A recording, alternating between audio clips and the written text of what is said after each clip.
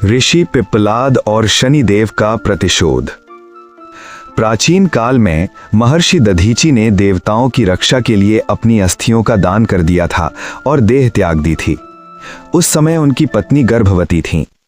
पति के वियोग में उन्होंने भी सती होने का निर्णय लिया, लेकिन आकाशवाणी हुई कि गर्भस्थ शिशु की रक्षा करना उनका धर्म है।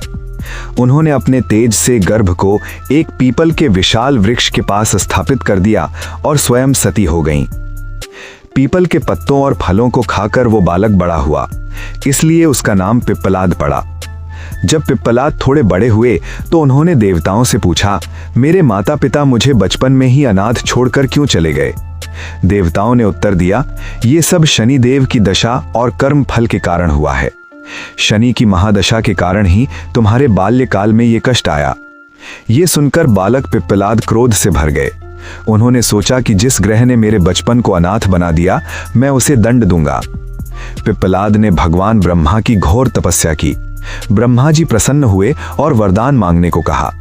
पिप्पलाद ने मांगा, मुझे ऐसी शक्ति दें कि मैं जिसे चाहूं उसे अपनी दृष्टि से जला सकूं या दंड दे सकूं। ब्रह्मा जी ने उन्हें ब्रह्मदंड प्रदान किया। शनिदेव का पैर टूटना, शनैश्चर बनने का कारण। शक्तियों से लैस होकर बालक पिप्पलाद ने शनिदेव का आवाहन किया। जैसे ही शनिदेव सामने आए, पिप्पलाद ने उन पर ब्रह्मदंड से प्रहार कर दिया। शनिदेव इस प्रहार को सह नहीं पाए और अपने आकाशीय रथ से नीचे गिर पड़े। कहते हैं कि इसी प्रहार से शनिदेव का एक पैर टूट गया और वे दिव्यांग हो गए। इसी कारण वे धीरे धीरे चलने लगे और उनका नाम शनैश्चर यानी धीमी गति से चलने वाला पड़ा। शनिदेव ने भगवान शिव से रक्षा की गुहार लगाई। तब शिवजी प्रकट हुए और उन्होंने पिप्पलाद को समझाया कि शनि तो केवल न्यायाधीश हैं। वे वही फल देते हैं जो प्राणी के कर्म होते हैं। इसमें उनका कोई व्यक्तिगत दोष नहीं है। पिप्पलाद की शर्त और पीपल की पूजा। शिवजी के समझाने पर पिप्पलाद का क्रोध शांत हुआ, लेकिन उन्होंने शनिदेव को छोड़ने के लिए एक शर्त रखी। पिप्पलाद ने कहा, मैं आपको क्षमा कर दूंगा, लेकिन आपको वचन देना होगा कि आप 16 वर्ष तक की आयु के बालकों को अपनी दशा से कष्ट नहीं देंगे, क्योंकि पिप्पलाद स्वयं बालक थे। पीपल की शरण।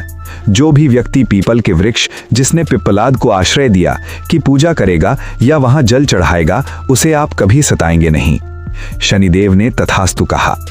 यही कारण है कि आज भी शनि की 7.5 या ढैया से मुक्ति पाने के लिए पीपल के पेड़ के नीचे दिया जलाने और जल चढ़ाने का विधान है। ये उपाय सीधे ऋषि पिप्पलाद के उस वचन से जुड़ा है जो उन्होंने शनिदेव से लिया था।